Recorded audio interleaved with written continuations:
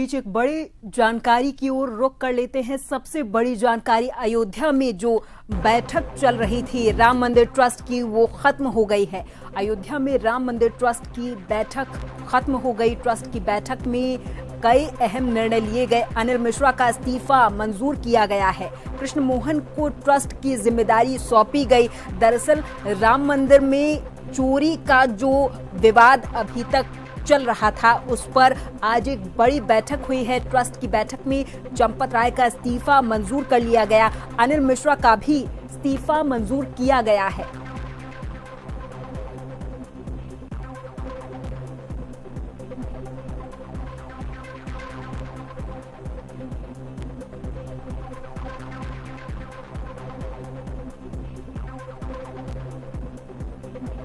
तो राम मंदिर ट्रस्ट की बैठक खत्म हो गई है। कृष्ण मोहन को ट्रस्ट की जिम्मेदारी सौंपी गई। ट्रस्ट की बैठक में चंपत राय का इस्तीफा मंजूर किया गया।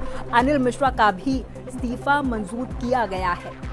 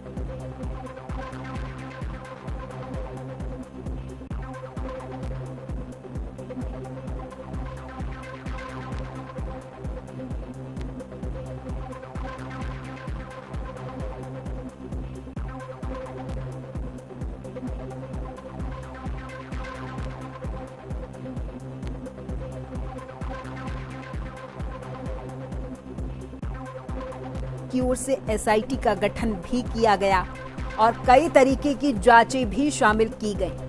हालांकि जिन लोगों पर यह आरोप लगे,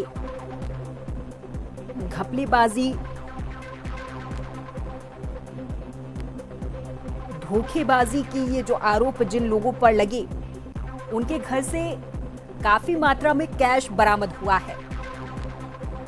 और इस पूरी खबर पर हमारे साथ हमारे सहयोगी राकेश मिश्रा जी अधिक जानकारी के साथ फोन लाइन पर जुड़ गए हैं। मिश्रा जी, बैठक खत्म हो गई है। चंपत राय, अनिल मिश्रा का इस्तीफा मंजूर किया गया है। क्या कुछ अपडेट इस पूरे मामले पर है, मिश्रा जी?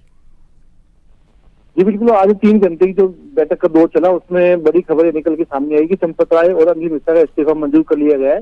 जो ट्रस्ट की जो जिम्मेदारी सौंपी गई है, वो कृष्ण मोहन को सौंपी गई है, जो ट्रस्ट के सदस्य हैं।